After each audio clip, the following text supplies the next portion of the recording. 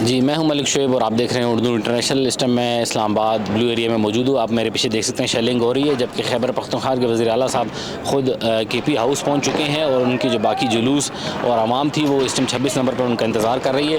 और इस time police पीछे बहुत शदीद किस्म की शेलिंग कर रही है आवाम पर, और आवाम को मुंतशिर करने की कोशिश कर रही है।